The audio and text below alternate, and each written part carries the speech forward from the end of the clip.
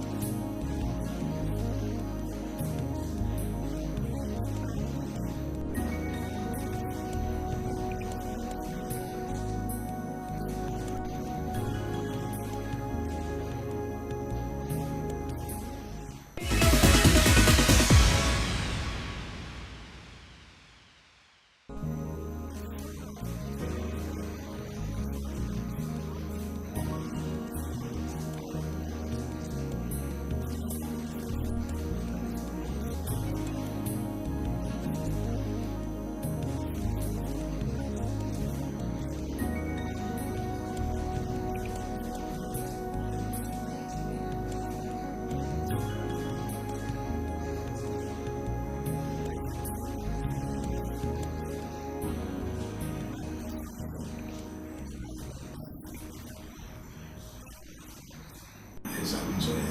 Agunsoye. I'm not a British man. So, okay, that's why it's so precise. Yes. We have chosen you for this wonderful topic. This has been interesting. I wish we could go on and on, but there's so many questions we want to ask you. And one of them is, what is the existence of life? Life.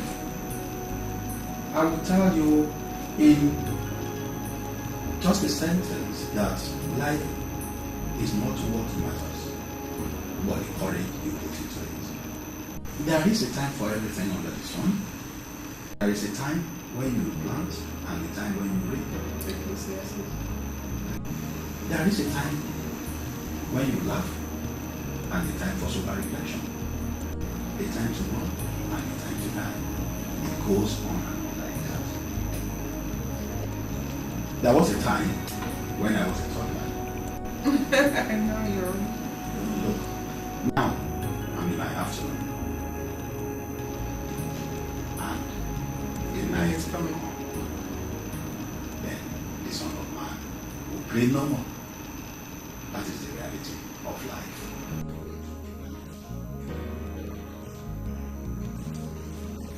Which brings us again to this most important topic. Cannot be discussing without this four-letter word, love. Because there are two phrases in this thing. I love my wife because I need her. Or I need my wife, so I love her.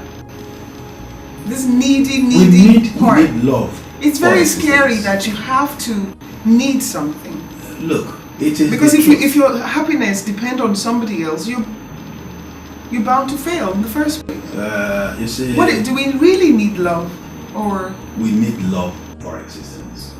When we were young, yes, we were clamoring to our parents to love us. Yes, we weren't born with it. We were just something. It was just something we needed. Then we got older. We were holding on to our dear husbands and wives. Wait a minute. And then, do you really need to beg for the love of? That is what I'm saying. Do we really need love? No, we need love, honestly. Because we see, you do not need to beg for it. That is what I'm saying. You don't need to beg. Why do you have to beg? Why do you have to beg? But for your parents to love you. Once you're needy, the love should come naturally. The love between the parents and the children. If the love doesn't come naturally. Does it mean life stops? No, it doesn't mean. But how can you have a kid without naturally love? Because you must have love in order to care for your neighbor, in order to care for the people you are ruling over. You are now agreeing with me that you need love. I'm saying, is it necessary? It is necessary. I'll tell you. People are proving over and over that it isn't necessary in order to survive. We shouldn't, there is no need for love to survive. Is that what you're saying? That is what's been proven. If a woman and a man are staying together in a home, yes, and there is no love, there must be love between the two of them, which is codependency. Yes. Is that good or bad? If he doesn't love me back, I'm miserable. If she loves me or somebody doesn't love me back, I'm miserable. Something must be wrong somewhere.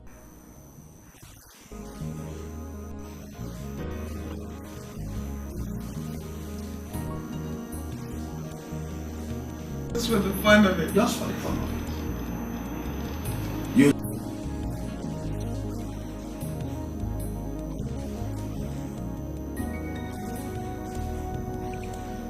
The question now is, do we really need love in order to exist? I will tell you, we need love to exist. We need it. It is important to have love. For self? It is even in the Bible. I'm a Christian, I'm sorry. I am. It is in the Bible that Love for self. you should love thy neighbor Neighbor. as thyself. So love is there. It's part of it. It's It's necessary yes, for it's existence. Who teaches one about love? It's a natural thing. You just born. Your you know. conscience will even tell you about I think love. so, because if you hurt somebody, you will You know will that know. I've just hurt this You person. will, yes. And then if you feel otherwise, you will know your conscience, which is sometimes we Christians refer to as your God. Yes, it is important. It is important. So it's an innate. When you even have people working with you in an office and you don't love one another. I mean, love may be too much. Maybe we should just start with like in the office. It doesn't matter. It's in the Bible, love thy Love neighbor thy as neighbor as thyself. thyself. But most people don't even love themselves. Look, some people look at love as the most overused word in the world. But I will tell you that without love, I will not be where I am today. Love for? My wife. Okay. You understand? And again, Are you putting into consideration those who have not the opportunity to? Because the world is so filled with broken marriages yes, these days. Yes. You see, there is nothing in life. Every day of your life, when you wake up, think that you are going to die one day. Of course. If you have that at the back of your mind, there is nothing you have that you will not be able to give freely to anybody. Is it love that makes us happy, or is personal accomplishment? The two. When you look at personal accomplishments, you will definitely be happy. That's love of self. Yes. Yes. And you see, you know where I derive my joy? Is by assisting people. Is by solving problems of other people. That is where I derive my joy. You know? Good. I'm really impressed with your answers, and thank you for that. We'll take a short break and we'll be right back.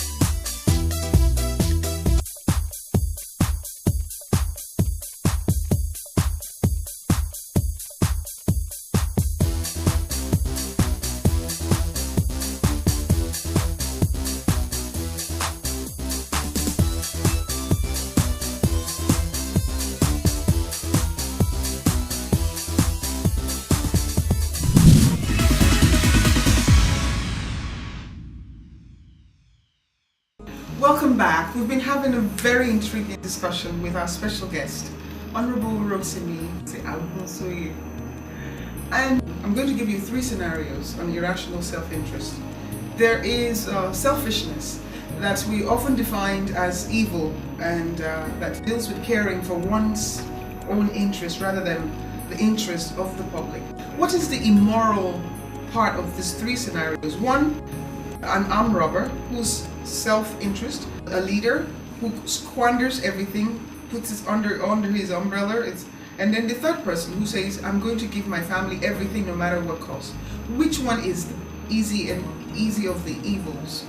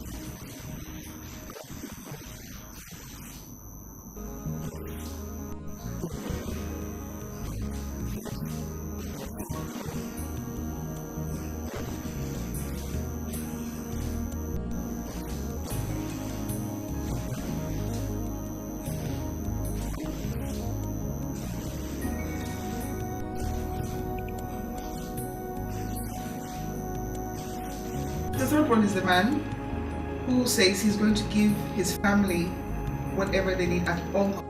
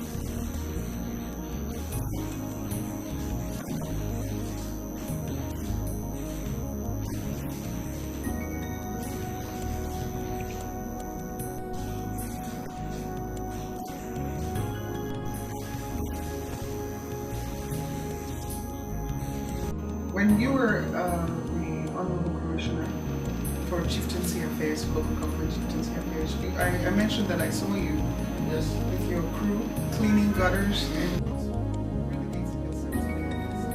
down with the people. What was it that you were doing then that motivated people to work? Whatever position you are put, you are there to prove your worth. Prove your worth. Yes.